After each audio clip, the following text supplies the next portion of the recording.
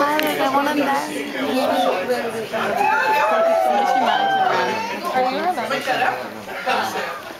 Miley Cyrus is joining us this morning to talk about her breakout role in the new movie. It is called The Last Song. She plays Ronnie, a rebellious, trust me, a rebellious girl who spent the summer with her estranged father, played by Greg Beer. Ronnie finds love on screen. Miley finds love off screen. It's the same person. There's a whole big story about that. Miley, so good.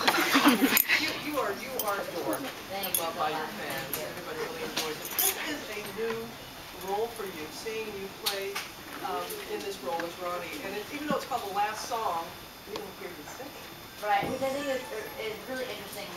I think people expect for my next one to always kind of use as you know, what I lean towards. And it was nice that there's music involved, because that's always been my first love, my main passion, but I didn't necessarily want to be a singer. You did sing in the truck a little bit with your boyfriend. Yeah, and he you know, he really outdid me. But that was so real. That was so real. Yeah, it was great. But you play a piano prodigy. And we've seen you when you've been on the show playing the guitar. You never really played the piano before, but having that musical background that helped you? Yeah, it helped me. I had to learn. It was really funny. My director, her favorite story is, I pick on things pretty fast because I play guitar, I can read music and whatever. And I came in and I looked totally exhausted. She was like, gosh, they've really been working you hard, huh? I was like, I know, I took piano lessons for a whole 2 days. And she was like, it took you 2 days on the piano. I was like, yes, I'm exhausted. And she was like, all right, you Greg sitting there trying to do one by one. But it helped, but I was glad that it wasn't necessarily something that was so easy. You know, I don't think I could maybe get accepted to Juilliard the way that Ronnie would.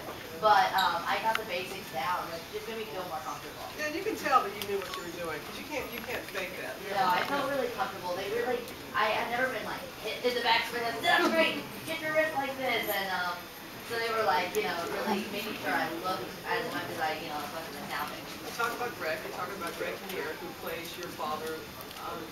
I've heard you say that he's a little bit like your dad, kind of laid back like your dad. He is very laid back, but he's really funny. Like, I don't know if people necessarily see that right away in him. I think a couple of his films you can see it. Mostly he plays like, you know, deeper, kind of darker roles. And so he's so hilarious. And there were so many times where I was like, yeah, I feel like I'm back on set I had with my dad, because just his jokes, and he's like always such a joy to have on set. Also a joy, Liam, your boyfriend. You met him on set. Yeah, on the phone. How was it working with him? It was really good, you know what, because it makes you want to come to work and make each other look good, because we're both trying to do the same thing in this weird way. He's from Australia, so he's trying to break out over here and in the States, and I'm trying to make people see my work, you know, as a little bit, you know, more of a real actress, a little bit more mature. So we both come to work every day so inspired. And when you have someone that, you know, not only for the work reason, but really loves you and wants you to do well, you want to really know your life, you know, and you really want to, like, help each other, and you want to make each other look good. And I feel like everyone kind of had that, you know, kind of same, you know, inspiration, but him and I especially, because we were both just trying to get our point across that, hey, look, we're not just what maybe people think we are. We can do more than that. You could relate on that level. I want to play a clip, and this is, he's taking you home for the first time, and you have no idea where he lives. Take a look. Last song. You're rich?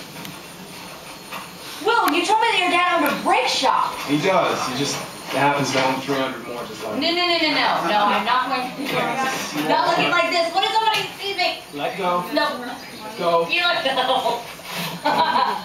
Why didn't you tell me? What difference is it? Hello? 15 out. Mom. Do it. I thought you and Dad were going out. We decided to come back early. This is Ronnie. 3, 2, here we go. Hi. I want to meet Mom for the first time. Hi. How you doing? A lot of people could relate to that when they sing something like that. I wish we could have seen also who plays the little brother in the film. He is a piece of work. Yes, Bobby Coleman. He is probably one of the most hysterical kids I've ever met in my life.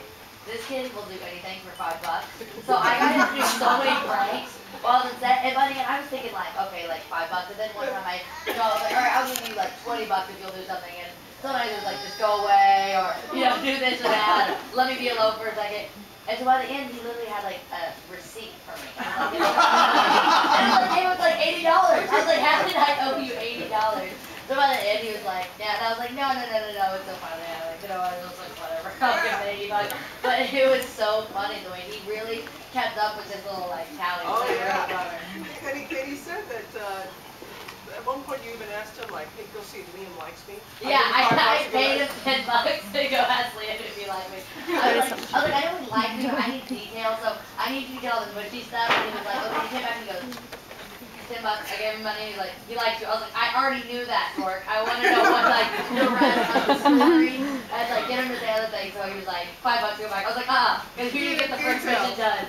So go, so I sent it back and forth, it was pretty funny. I'm going to tell you, the dynamic between you two as brother and sister really works like that. Also, we can't believe last season for Hannah Montana.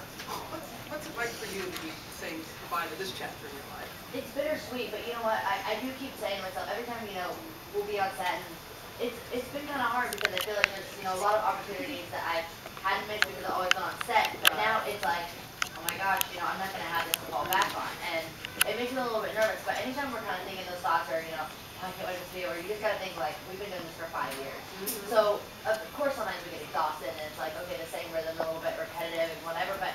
Then we just have to think like this was our life, this has been our main growing experience, and to leave that behind is really hard. But I think we're all excited to go on to new chapters of our life.